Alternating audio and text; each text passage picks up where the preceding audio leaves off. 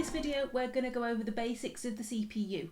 In the description below I'll put the timestamp so you can skip to the bit that you need. CPU stands for Central Processing Unit, and it's the brain of the computer. The CPU works with the RAM to carry out the fetch-execute cycle. The fetch-execute cycle is made up of 4 key parts. The instructions are fetched from the RAM. Anything you do on a computer creates an instruction. So you could be clicking on an icon to load up a program, typing, or listening to music. These all create instructions. Instructions are temporarily stored in the RAM. The fetch-execute cycle works by fetching the instructions from the RAM, decoding the instructions, this means changing them from a high-level language into machine code or binary, executing the instruction, so this means carrying it out, and then the cycle starts all over again. Now the CPU can work really quickly. It can do billions of fetch-execute cycles every second. And there are 3 main parts of the CPU that you need to look out for if you're thinking about buying a computer. CPUs are made up of cores, and each core can do 1 fetch-execute cycle at a time.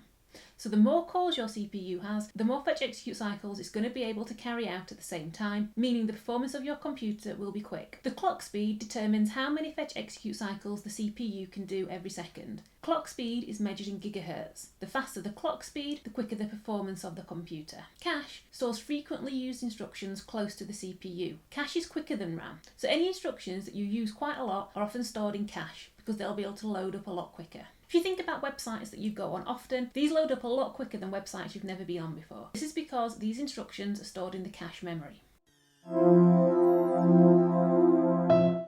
Okay, so now we're going to have a look at 2 different exam questions. This first question says Kerry is looking at 2 computers. One has a single core processor and the other has a dual core processor.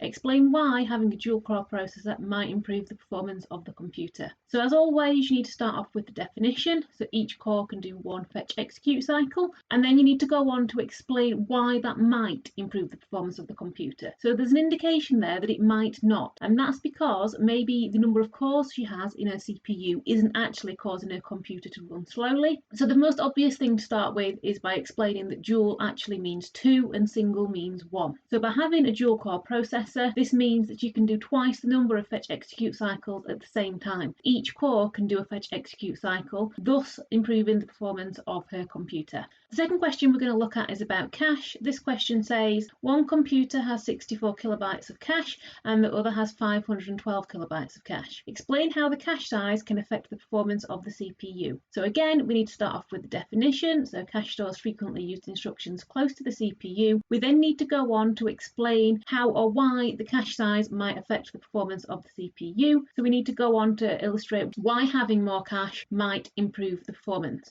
So cache is faster than the RAM, so by having more cache, they can store more frequently used instructions, and because the cache is faster than the RAM, these instructions will load faster. It's important to note that more cache isn't always better. There becomes a point where having more cache doesn't actually do you any favours, because it's going to take it a long time to search for the instructions in the cache if the cache memory is too large. So there is a threshold of how much cache is too much cache.